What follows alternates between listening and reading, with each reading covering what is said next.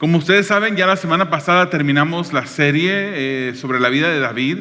Hoy comenzamos una serie nueva, hermanos, y esta serie se titula Visión, Misión y Valores. Visión, misión y valores. Y usted dirá, ¿y qué quiere decir eso? Bueno, estamos viniendo a Purpose. Somos parte, aunque nosotros nos llamamos Purpose en español, pero no sé, hermanos, si ustedes saben exactamente cuál es la visión, la misión y los valores de la congregación Purpose. Somos Purpose en español, pero seguimos siendo Purpose. Simplemente tenemos un lenguaje diferente. Y quisiéramos ver en los valores específicamente bíblicos en los que nosotros como congregación nos basamos. Entonces, la visión de Purpose, según está, y usted lo puede encontrar esto en línea, es todos en todas partes siguiendo a Jesús. Todos en todas partes siguiendo a Jesús. Esa es la visión de Purpose. Y está basado en el libro de Mateo, capítulo 28, 19 al 20, que nos dice: por tanto, vayan y hagan discípulos de todas las naciones, bautizándolos en el nombre del Padre y del Hijo y del Espíritu Santo, enseñándoles a obedecer todo lo que les he mandado a ustedes, y les aseguro que estaré con ustedes siempre hasta el fin del mundo. Ya cuando una persona le pregunte, ¿y cuál es la visión de Purpose?, usted va a poder decir: todos en todas partes siguiendo a Jesús. Esa es la visión de Purpose. La misión la vamos a estar repitiendo todos los mensajes de esta serie, que son breves, pero la misión es ayudar a las personas a encontrar su propósito para conectarse con Dios, conectarse con otros y conectar a otros con Dios. Repito, ayudar a las personas a encontrar su propósito para conectarse con Dios, conectarse con otros y conectar a otros con Dios. Esa es la misión de Purpose. ¿Sabía usted que Purpose es inglés para propósito? ¿Verdad? Entonces ahí está el nombre o la palabra propósito dentro de la misión, basado en Mateo 22, versículos 37 al 39, que dicen: ama al Señor tu Dios con todo tu corazón, con toda tu alma y con toda tu mente, respondió Jesús. Ese es el primero y el más importante de los mandamientos. El segundo se parece a este: ama a tu prójimo como a ti mismo. Entonces usted es una persona que pertenece a Purpose en español, o a la iglesia Propósito, vamos a decirlo como en español, y estamos buscando la visión de nosotros es que en todas partes todos sigan a Jesucristo. Amén. Y nuestra misión es ayudar a las personas a encontrar su propósito. Al encontrar a Dios, también conectarse con otros, y al conectarse con otros, ayudar a esas personas con las que nos conectemos a encontrar a Dios o conectarse con Dios. Hoy vamos a estar viendo el primer valor que tiene la iglesia Purpose, y por eso titulamos el mensaje de esta mañana: discípulos hacen discípulos. Que eso es el primer valor de la iglesia. Pero antes de entrar en esto y leer la palabra, yo quisiera pedirles que inclinemos nuestros rostros y encomendemos este mensaje al Señor. Dios eterno, te damos a ti gracias porque eres bueno y eres maravilloso, Señor. No dependemos en nada ni nadie, Señor, sino en ti. Dependemos, Señor, en ti cuando exponemos la palabra, cuando estudiamos el mensaje de esta palabra que tú nos has dejado.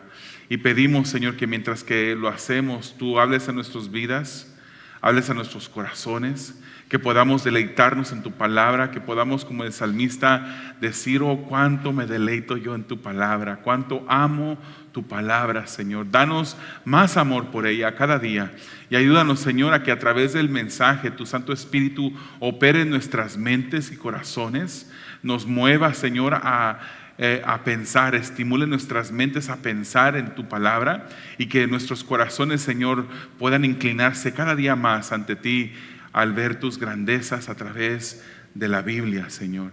Pedimos en este momento que tú seas el que hable, en el nombre de Jesús. Amén. Valor número 1: discípulos hacen discípulos. Vamos a abrir nuestras Biblias en el libro de Juan, capítulo 1, versículo 40 al 42, que va a ser los versículos de arranque en esta mañana. Dice así, versículo 40 de Juan 1. Andrés, hermano de Simón Pedro, era uno de los dos que al oír a Juan había seguido a Jesús. Andrés encontró primero a su hermano Simón y le dijo: hemos encontrado al Mesías, es decir, el Cristo. Luego lo llevó a Jesús, quien lo miró y dijo: tú eres Simón, hijo de Juan, serás llamado Cefas, es decir, Pedro. Cuando Andrés, el hermano de Simón Pedro, conoció a Jesús, él supo que esto era uno de los regalos más grandes con los cuales él se podía encontrar en su caminar. Y cuando él encontró a Jesús, él no dijo: me voy a retener a Jesús, lo voy a guardar en una bolsita como un secreto para que nadie más sepa. No dijo: voy a hacer del servicio secreto y no le voy a contar a nadie de Jesús. Sino que la primera acción que hizo Andrés fue de irle a decir a su hermano: hemos encontrado al Cristo, hemos encontrado al Mesías. Los discípulos hacen discípulos, y vemos cómo Andrés buscó en su hermano, una persona que tenía más cercana, hacerlo a él también un discípulo de Jesús. Y la pregunta en esta mañana, primero, antes de preguntarles yo a ustedes: ¿están haciendo ustedes discípulos? Los discípulos hacen discípulos. Antes de que podamos examinar si estamos haciendo discípulos, primero tenemos que examinar si somos discípulos.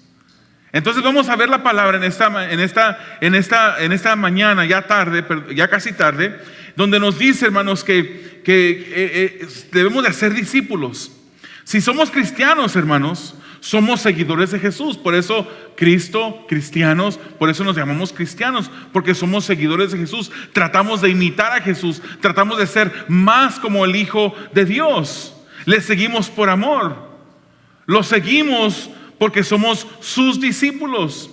Sin embargo, no todo el que sigue a Jesús es un discípulo verdadero. Como le dije, comenzamos con Juan, pero vamos a centrar nuestro pasaje o nuestro mensaje en esta mañana en el libro de Marcos, y vamos a ver cómo que todos los que siguen a Jesús, no todos son discípulos verdaderos. Hay muchas personas por las diferentes razones, por las que personas siguen a Jesús. Hoy en día, hermanos, hay personas en las iglesias que han crecido en un hogar cristiano, y porque han crecido en un hogar cristiano están dentro de la iglesia. Otras personas han llegado a la iglesia por un problema que estaban enfrentando, y de enfermedad, de familia en problemas o de necesidad económica, y han venido por oración, han venido a lo mejor porque sabían que en la iglesia se les podía proveer algún alivio para su necesidad, y en el transcurso se dieron cuenta de su necesidad de un Salvador. Pero hay otros que recurren. Hermanos, todos los meses, el día de ayer fue el primer sábado del mes, están los que se llaman los community meals, donde usted puede servir, la iglesia Purpose en español puede servir en las misiones locales, y puede venir todos los sábados y servir. Hay también microsites después, los domingos después de cada servicio, donde usted puede ir y llevar el evangelio juntamente con otro grupo de personas que están sirviendo. Pero no todas las personas que vienen los sábados, los primeros sábados del mes, vienen a la iglesia por Jesús. Y obviamente, hermanos, nosotros extendemos la mano a nuestros prójimos. Queremos suplirle de sus necesidades, pero nuestro interés no solamente es suplirle de necesidades, que es algo pasajero. Podemos darles ropa, podemos darles comida, pero esa comida y esa ropa solamente va a satisfacer una necesidad temporal. Más importante que eso es darles aquello que les va a suplir su necesidad eterna. Que sean discípulos de Jesús. Hay quienes vienen a Jesús solo por necesidad pasajera. Otros son llamados a seguir a Jesús y tener comunión con Él, y para ser discípulos de otros. O sea, ser discípulos de otros, discípulos de Jesús. Primero vamos a ver qué es un discípulo. Primer punto de este mensaje es los que siguen por lo que pueden recibir. Vamos ahora a Marcos capítulo 3, versículos 7 al 8. Dice la palabra: Jesús se retiró al lago con sus discípulos y mucha gente de Galilea y Judea los siguió.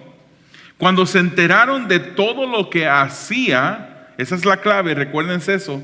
Cuando se enteraron de todo lo que hacía, acudieron también a él muchos de Jerusalén, de Idumea, del otro lado del Jordán y de las regiones de Tiro y de Sidón. La fama, hermanos, de Jesús se había extendido tanto como se riega la maleza, el fuego dentro de maleza seca. Hoy estamos, no sé si ustedes huelen, pero hay un incendio grande en las montañas de San Bernardino. Y ese incendio está arrasando ahorita. Hay hogares que ya están siendo amenazados por la lumbre. Hay iglesias que cerraron esta mañana, no tuvieron servicio porque está el incendio fuerte. Entonces Jesucristo, su fama, la fama de Jesús se estaba extendiendo así como se extiende el fuego en maleza seca. El autor Marcos nos da un mayor entendimiento de la fama que tenía Jesús cuando menciona de dónde venían, de todos los lugares de donde venían. Eran personas que habían venido desde los puntos más lejanos de la región. Cuando dice de la región de Judea, de la región al sur también, que era Jerusalén, estaba al sur. Idumea estaba al sureste, ni siquiera estaba dentro del país, al otro lado del Jordán, estaba al este. De Tiro y Sidón estaba al norte de la nación. Eran personas, hermanos, de diferentes partes. Eran personas judías como extranjeras, seguro de diferentes clases sociales, seguro de diferentes edades y con diferentes tipos de necesidad. Habían escuchado de Jesús, de lo que Él hacía, y habían acudido de todas partes de la región para venir a ver a Jesús. Pero la razón por la que venían es porque habían escuchado lo que Jesús hacía. Si usted se pone a leer el libro de Marcos, especialmente los capítulos, versículos anteriores a este pasaje, usted va a ver que Jesús hacía milagros, libertaba endemoniados, le daba sanidad a los leprosos. El leproso que vivía fuera de la ciudad, excluido, porque un leproso, de acuerdo a la ley, no podía mezclarse entre la gente. Tenía que vivir aislado fuera de la ciudad. Cuando se acercaba tenía que gritar que él tenía lepra para que la gente que escuchara se alejara de él y no se fuera contaminado por la lepra. No podía ejercer su servicio religioso, no podía asistir a las sinagogas porque era una persona leprosa, pero Jesús lo sanó.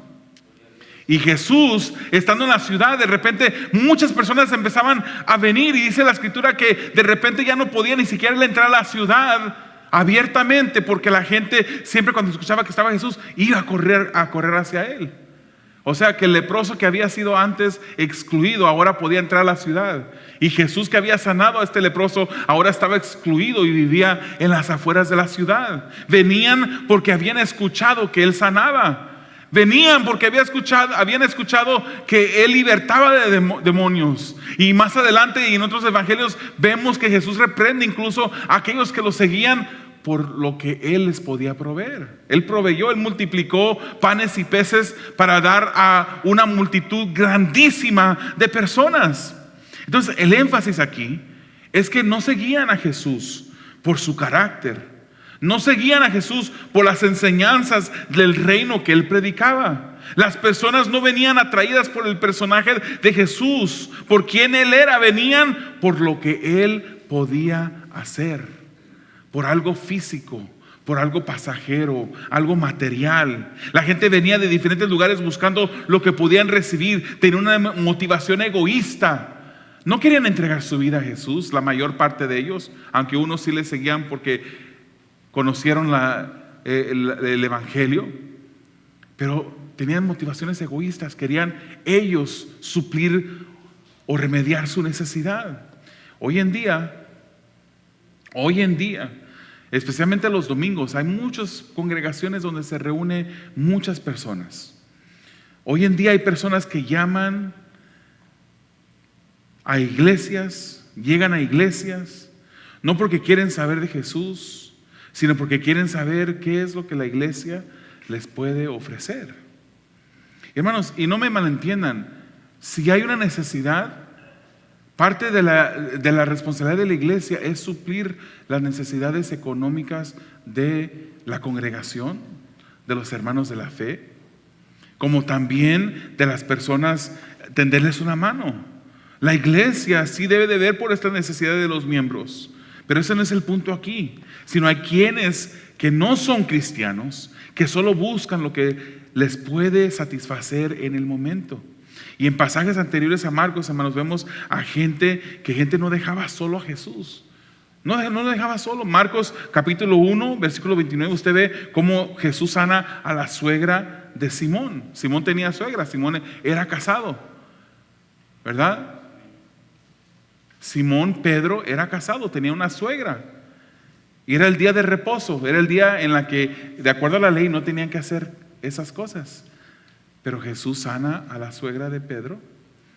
Y como era día de reposo, dice la escritura que al atardecer, cuando terminó el día de reposo, que era un sábado ya cuando bajó el sol, dice la palabra del Señor que la ciudad se amontonó a la puerta de la casa de Pedro porque sabían que ahí estaba Jesús. Y venían, ¿para qué? Para que les enseñara verdades del reino, para que les predicara el evangelio. Venían no para eso, sino para recibir. Marcos capítulo 1, versículo 21 nos dice que Jesús comenzó a enseñar y la gente se admiró en el momento de sus enseñanzas porque enseñaba con autoridad y no como los escribas. Jesús libera a un hombre con un espíritu inmundo y la gente se admiraba y la fama de Jesús seguía extendiéndose por todas partes. Y el pasaje parece indicar que la gente venía no por sus enseñanzas, aunque se admiraron por sus enseñanzas, pero venían a Jesús porque había liberado a un hombre. Marcos capítulo 1, versículo 35 nos dice que Jesús se levanta muy de mañana y se aparta para orar. Y de repente, aunque era muy de mañana, la gente llegó a tocar a la puerta, llegó a buscar a Jesús. Incluso sus discípulos fueron a buscarlo. Y ya conociendo a Jesús, seguramente supieron, se ha aislado para ir a orar. Seguramente habrán dicho, Jesús tiene esta costumbre de orar muy temprano en la mañana. Y fueron a buscarlo y le dijeron, la gente te busca. Pero él, en lugar de ir a atender esas necesidades, él se fue para otro lugar. Jesucristo, hermanos, su primordial objetivo de venir a este mundo no era para sanar enfermos, aunque lo hizo.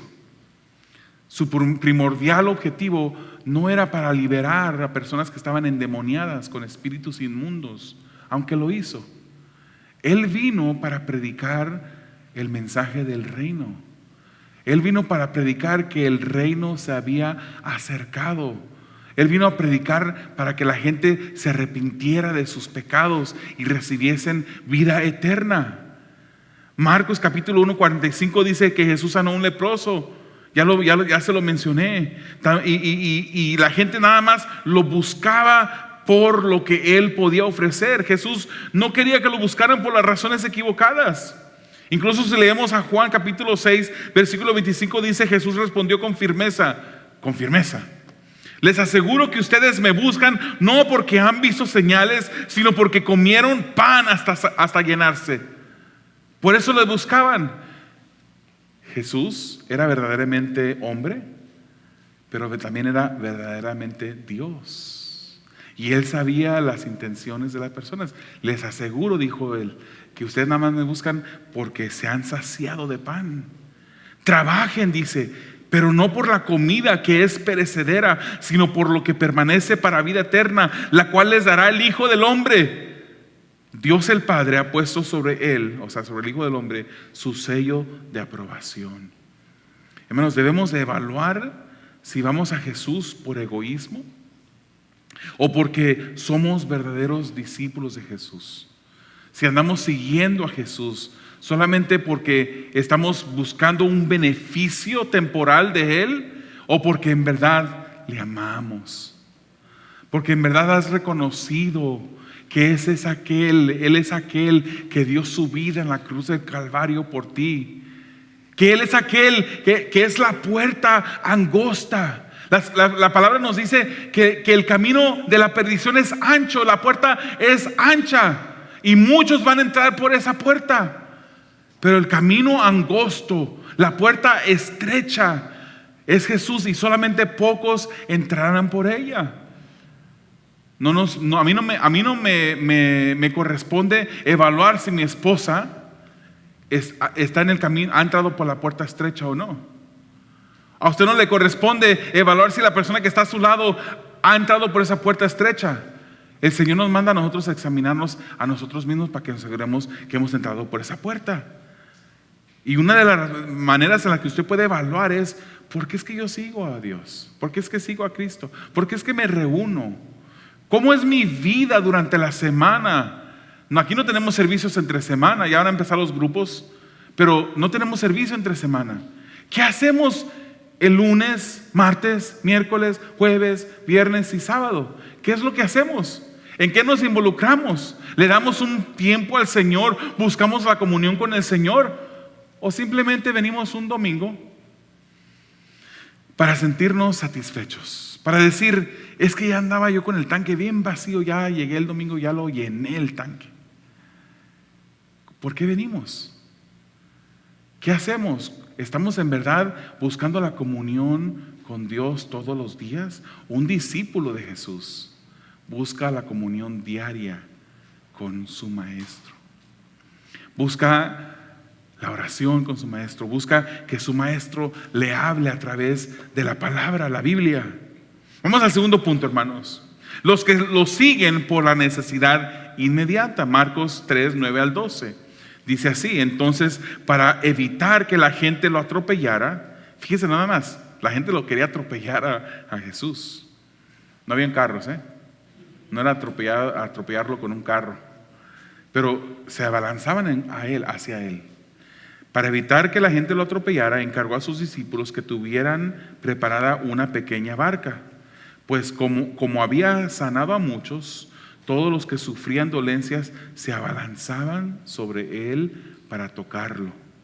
Además, los espíritus malignos, al verlo, se postraban ante él gritando: tú eres el Hijo de Dios. Pero él les ordenó terminantemente que no dijeran quién era él. Y uno se pregunta: ¿por qué es que les prohibió decir que era ahí? Pues ¿qué no se vino a revelar?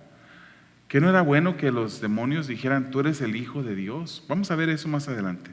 La cantidad de personas que buscaban a Jesús por su necesidad física era grandísima. Se le abalanzaban de tal modo que Jesús tuvo que pedir una barca. La idea era que él se iba a subir a la barca y se iba a retirar un poquito de la orilla de la playa. Mientras que la gente permanecía en la playa, él iba a enseñarles desde la barca para que no se abalanzaran encima de él. Como él había sanado a muchos, todo enfermo quería tocar a Jesús para ser sanos. Es como parecido, usted no sé si usted ha estado en algún lugar o lo ha visto en la televisión cuando se presenta un artista famoso, un cantante. Póngale el nombre que usted quiera. Aquí hay diferentes personas de diferentes gustos y a lo mejor a usted no le interesa la bachata o el corrido mexicano o el mariachi, pero hay artistas famosos de diferentes géneros de música que se presentan en un lugar, y cuando se presentan hay personas que se abalanzan porque quieren acercarse a ese artista, ¿no? Haga de cuenta algo así. Había mucha gente, como en un concierto, y la gente quería tocar a Jesús, porque sabía que solamente con tocar a Jesús podían ser sanos.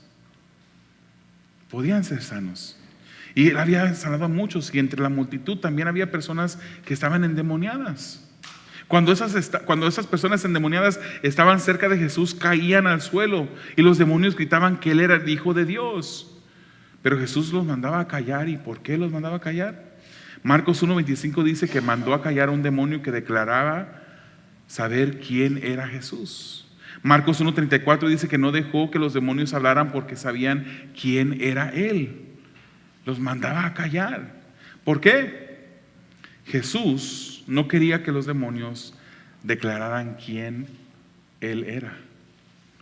¿Por qué? Porque los demonios lo hacían no porque querían someterse ante su autoridad, Los demonios no tenían buenas intenciones, ellos lo hacían con malas intenciones. No estaban dispuestos a someterse a Jesús. Además, también Jesús no quería que hubiese una conexión, una asociación entre Él y los demonios. Por consecuencia de que ellos decían, tú eres el Hijo de Dios. De repente después en el capítulo 3 de Marcos vemos cómo algunos de los fariseos dijeron, este Jesús sana, libera, hace lo que hace por el poder de Belcebú. Ellos atribuyeron el poder de Jesús, que es Dios, lo atribuyeron a demonios. Y es ahí donde viene el famoso pecar contra el Espíritu Santo. Que muchas personas tienen ese miedo, que si ya lo he cometido, que si ya le he fallado al Señor, porque dice la palabra de Dios que toda blasfemia será perdonada, excepto la blasfemia contra el Espíritu Santo. Esa blasfemia contra el Espíritu Santo no tiene perdón, ni en esta vida ni en la venidera, dice la Escritura. La persona que ha cometido la blasfemia contra el Espíritu Santo no tiene perdón de Dios, ni que aunque se arrodille y pase una semana entera en ayuno y oración, no tiene perdón de Dios. Le voy a decir una cosa: una persona que haya cometido la blasfemia contra el Espíritu Santo no va a querer pasar una semana en oración y ayuno. El Espíritu Santo es el que convence de pecado. El rechazar ese convencimiento, el rechazar la palabra, el no aceptar a Jesús, ese es la blasfemia contra el Espíritu Santo. El que una persona no se arrepiente y rechace a Jesús abiertamente, así como los fariseos lo rechazaron, ellos no tuvieron perdón de Dios. Ellos no se arrepintieron. Muchas veces le damos tanta vuelta al asunto y decimos, habré cometido la blasfemia contra el Espíritu de Dios. ¿Tendré perdón o no tendré perdón? Simplemente, si usted se ha arrepentido, simplemente le voy a decir una cosa: si usted está preocupado porque se ha cometido la blasfemia contra el Espíritu Santo o no, es señal de que usted no ha cometido la blasfemia contra el Espíritu Santo. Es señal de que usted se ha arrepentido, ha venido en arrepentimiento a Jesús. No está haciendo como los fariseos que nunca se arrepintieron. Entonces la blasfemia contra el Espíritu Santo es el no arrepentimiento. Esos demonios, no hay arrepentimiento para ellos. Ellos dirigían a los fariseos, ellos nunca se sometían, y por lo tanto Jesús no quería que hubiese una asociación con los demonios. Debemos de identificar si solo vamos a Jesús por interés propio o porque queremos que Él dicte nuestro caminar. Y esa pregunta es para nosotros, una pregunta retórica. El último punto, ya para terminar: los que son llamados a ser discípulos de Jesús. Marcos 3, 13 al 19 dice de esta manera: subió Jesús a una montaña y llamó a los que quiso, los cuales se reunieron con él.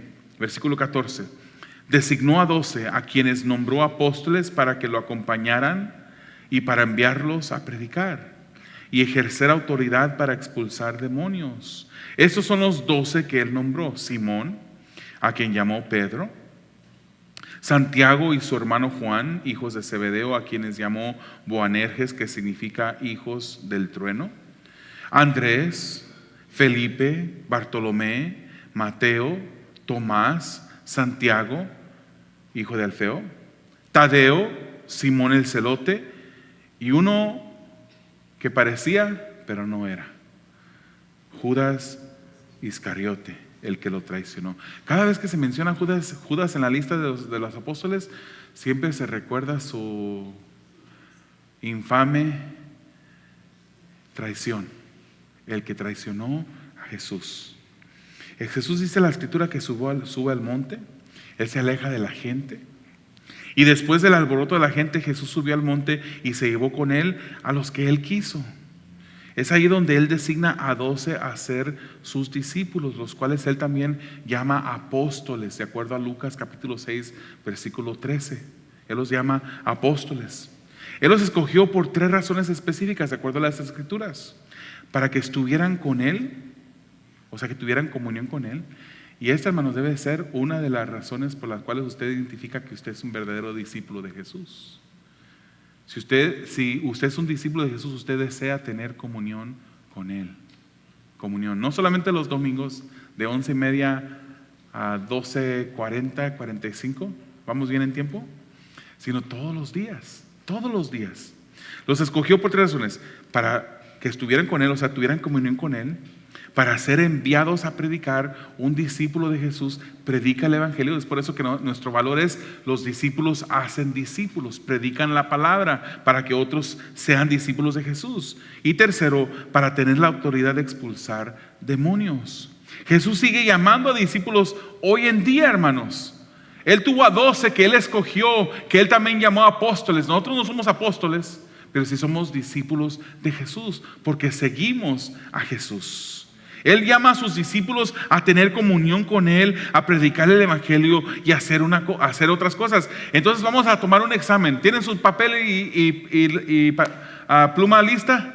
El examen es el siguiente: ¿qué es un discípulo de Jesús? Vamos a ver si somos discípulos de Jesús, hermanos. O vamos a ver que aunque somos discípulos de Jesús, ¿en qué debemos de mejorar? Ahí va, es un modismo mexicano. Ahí va.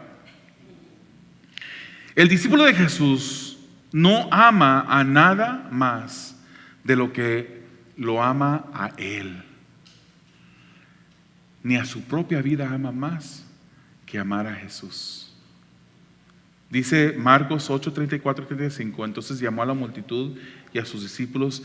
Dice: si alguien quiere ser mi discípulo, Jesús hablando, si alguien quiere ser mi discípulo, que se niegue a sí mismo, tome su cruz y me siga. Porque el que quiera salvar su vida la perderá, pero el que pierda su vida por mi causa, dijo Jesús, y por el evangelio, la salvará. El que quiera ser discípulo de Jesús no puede amar a nadie ni nada más. Es por eso, hermanos, que nosotros decimos, bueno, es que la Biblia, nosotros predicamos, los evangélicos predicamos, no debemos ser idólatras. Y predicamos que no debe de haber imágenes en nuestras casas, porque dice la Biblia que no nos haremos imágenes de lo que está en el cielo ni debajo de la tierra. No debemos de postrarnos ante ellas, dice la Escritura, a pedirle. Nosotros tenemos un mediador y ese mediador se llama Jesucristo.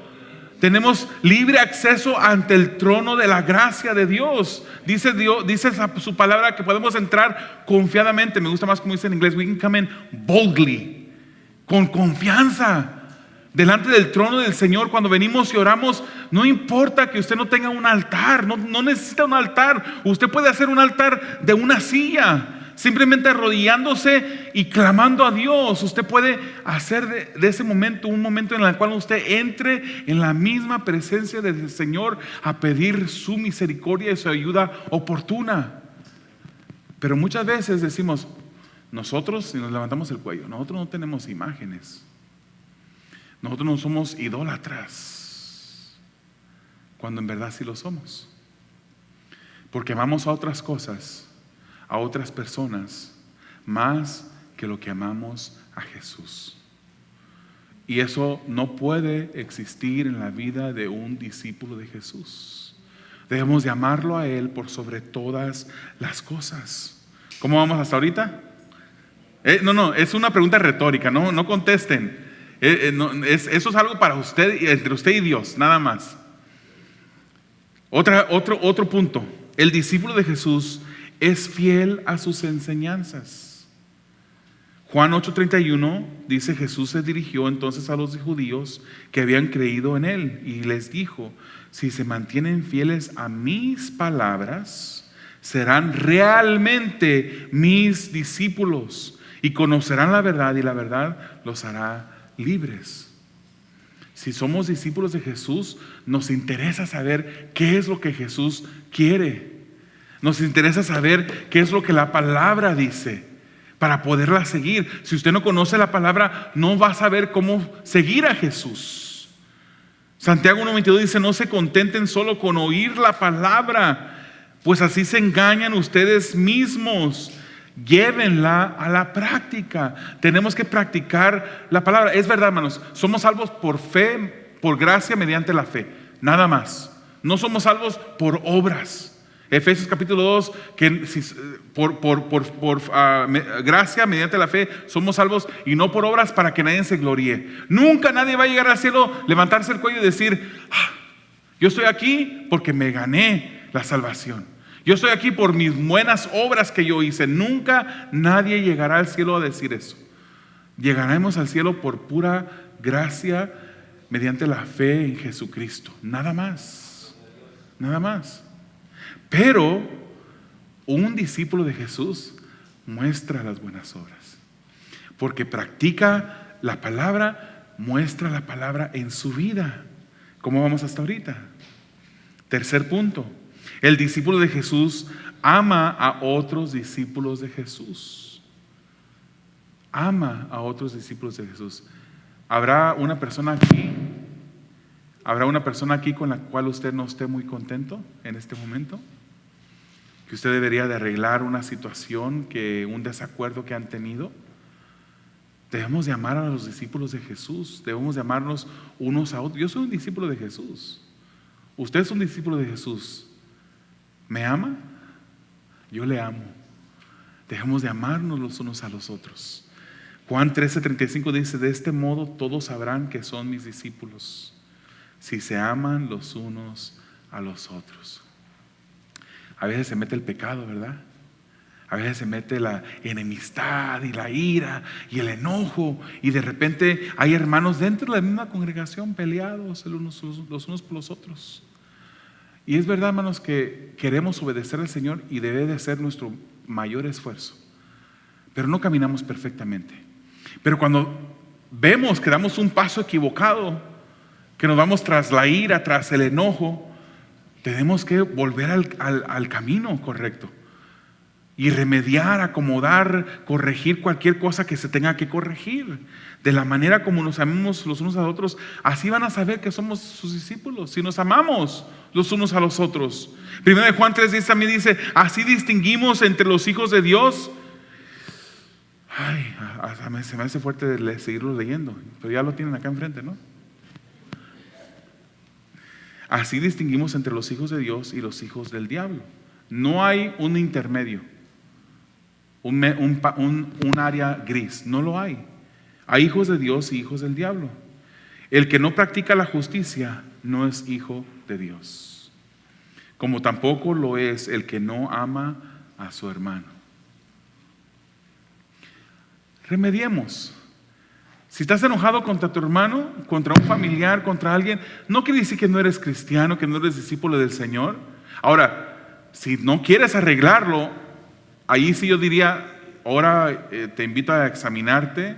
No sé, yo no voy a decir que no eres discípulo de Jesús, pero es una muy buena indicación que deberías de cuestionar tú mismo si eres discípulo o no. Es que me hicieron barbaridad y media. Si yo le contara lo que me han hecho, ¿qué no nos perdonó más Dios a nosotros? ¿Qué no queremos ser como Él? No demostramos, nunca nos pareceremos más a Jesús que cuando perdonamos a alguien que nos ha faltado a nosotros, alguien que ha pecado en contra de nosotros. El decir yo no lo perdono o la perdono es decir que tu justicia es más grande que la de Dios, porque la justicia de Dios es completa, es perfecta, y Él nos perdonó. Tu justicia no, imposible que tu justicia sea más grande, más perfecta que la de Dios. Pero al tú no querer perdonar, estás diciendo que sí lo es. Número 4, el discípulo de Jesús da fruto y se le conoce por sus frutos. Juan 15:8 dice, mi Padre es glorificado cuando ustedes dan mucho fruto y muestran así que son mis discípulos. Usted debe de ser una persona diferente a los compañeros del trabajo. Usted debe de ser una persona diferente a los demás vecinos que viven a su alrededor, que no conocen a Dios. Usted debería, la gente debería de verlo a usted y decir, hay algo diferente en esta persona. ¿Nunca lo han reconocido a usted? Hay alguien que usted apenas ha conocido, digamos en la tienda, y que le dice, hay algo diferente en ti. Hay algo diferente que hay en ti. Eso, los discípulos de Jesús dan fruto. El fruto se manifiesta exteriormente. Número 5, como seguidor o discípulo de Jesús, eres llamado a encontrar y alcanzar a quienes no lo conocen. Los discípulos hacen discípulos. Los discípulos aman a otras personas. Predican el evangelio a otras personas. Hermano, si tú no estás predicando el evangelio, tú estás haciendo un acto de odio para las personas. Hay personas que dicen, híjole, qué duro predican el evangelio, hablan del infierno y que si no te arrepientes te vas a ir al infierno. Hablar la verdad de la escritura, eso es lo que dice la escritura. Hablar la verdad es amor. Es querer prevenir a una persona, librarlo de la eterna condenación. El quedarse callado no es un acto de amor. El no querer compartir lo que Jesús ha hecho en tu vida, el que no querer compartir a ese Jesús que ha cambiado tu vida, no es un acto de amor. Compartamos. Los discípulos hacen discípulos. Juan 1:40 dice: Andrés, hermano de Simón Pedro, era uno de los dos que al oír a Juan había seguido a Jesús. Andrés encontró primero a su hermano Simón y le dijo: hemos encontrado al Mesías, es decir, el Cristo. Luego lo llevó a Jesús, quien lo miró y dijo: tú eres Simón, hijo de Juan, serás llamado Cefas, es decir, Pedro. Compartió, llamó a su hermano para que viniera a conocer a ese mismo maestro, a ese mismo Salvador que él había conocido. Aparte que la palabra del Señor nos da una clara indicación. Mateo 28:19. Por tanto, vayan y hagan discípulos de todas las naciones, bautizándoles en el nombre del Padre y del Hijo y del Espíritu Santo. Nosotros debemos de hacer discípulos de todas las naciones. Pero las naciones comienzan con el vecino que queda al lado. Evangelicemos a nuestros vecinos, hermanos. No seamos del servicio secreto, que ni siquiera sabe la gente que nosotros somos cristianos. Prediquemos la palabra a tiempo, afuera de tiempo. El tiempo se acaba. Es que llevan diciendo por 2000 años que ya Cristo viene y no viene. Se llevarán una dura sorpresa aquellas personas que rechazaron el evangelio, pero para poder rechazarlo tuvieron que haberlo oído predicar. Predique el evangelio, hermanos. Es día de examinar nuestra vida y mirar cómo debemos mejorar nuestro seguimiento de Jesús, nuestro discipulado de Jesús, cómo lo podemos mejorar. Y para terminar, en unas aplicaciones. Si tú eres un hijo de Dios, eres un cristiano, si eres discípulo de Jesús, debemos evaluar si estamos siguiéndolo como Él desea que lo sigamos. Debemos amar a Jesús por encima de todo, dejándolo todo, así como Simón, Andrés, Jacobo y Juan. Usted lea Marcos, los primeros 2 capítulos, usted va a ver cuando Jesús los llama, ellos dejan todo porque amaban más a ese Jesús que habían conocido que todas sus otras pertenencias. Debemos de amarlo, debemos de seguir sus enseñanzas. 1 Pedro capítulo 2:21 dice: para esto fueron llamados, porque Cristo sufrió por ustedes y les ha dado ejemplo para que sigan sus pasos. ¿Por qué no cerramos nuestros ojos, inclinamos nuestro rostro y evaluemos en este momento? No evalúes a la persona que está a tu lado, evalúate a ti mismo y pregúntale al Señor Jesús: Señor, ¿en verdad te estoy siguiendo como tú quieres que yo te siga? ¿En verdad estoy amando a otros discípulos? ¿Estoy dando fruto? ¿En verdad estoy predicando tu palabra, haciendo otros discípulos como tú quieres que yo los haga? ¿O es que hay indicios de que le seguimos por necesidad o interés propio? Recuérdese que su palabra dice que si alguien quiere ser su discípulo, se niegue a sí mismo, tome su cruz y le siga. Y su palabra también nos dice en Mateo 10:38 que el que no toma su cruz y le sigue no es digno de él. Dice él: el que no toma su cruz y me sigue no es digno de mí. Hermanos, los discípulos estuvieron dispuestos a darlo todo por su Señor. Entre ellos, Juan sufrió por ser discípulo de Jesús. Fue arrojado en una olla gigantesca de aceite hirviendo, pero milagrosamente librado de la muerte. Pero después de haber sido librado de la muerte, fue desterrado en la isla de Patmos como una condena del gobierno. Y él fue el único que murió de vejez. Pero Mateo murió a espada en Etiopía. Bartolomé murió asesinado a latigazos por predicar el evangelio en Armenia. Andrés murió crucificado en Grecia. Tomás en la India, muerto por una lanza. Matías, quien reemplazó a Judas Iscariote, murió apedreado y luego decapitado. Pablo fue torturado y decapitado por Nerón. Esos discípulos no demostraron interés propio ni egoísmo. Se entregaron todo por Él. Evalúa tu vida en este momento. Evaluemos nuestras vidas y pidámosle a Él que Él nos ayude a amarle mejor. Si nos hemos salido del camino, volvamos al camino. Honremos a nuestro Maestro. Seamos sus discípulos fieles. Si tú no eres un cristiano en esta mañana, quizás has escuchado que Jesús te puede dar lo material, te puede dar salud, felicidad, y sí lo puede hacer. Quizás has pensado en ir a seguir a Jesús solo por una necesidad, pero hoy tienes la oportunidad de ser un discípulo de Jesús para vida eterna. Juan 5:24 dice: les aseguro que el que oye mi palabra y crea al que me envió tiene vida eterna y no será juzgado, sino que ha pasado de la muerte a la vida. Amado Dios, te damos gracias por esa tu palabra, Señor. Pedimos que tú la bendigas en nuestros corazones, Señor. Si hay una persona aquí, Señor, que no te conoce, te pido que tú hables por medio de tu Espíritu Santo, toques su vida, uses tu palabra, Señor, que sea expuesto para tratar con su corazón y su mente, Señor. Sálvale, Padre, para tu gloria lo pedimos. Señor, los discípulos que estamos aquí en este lugar, ayúdanos a seguirte, Señor, fielmente.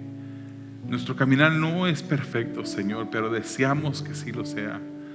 Pedimos, Señor, que tú nos ayudes a amarte cada día más, a buscar una comunión más profunda contigo cada día, para que tú seas honrado en nuestras vidas. Para tu gloria y tu honra lo pedimos en el nombre de Jesús. Amén.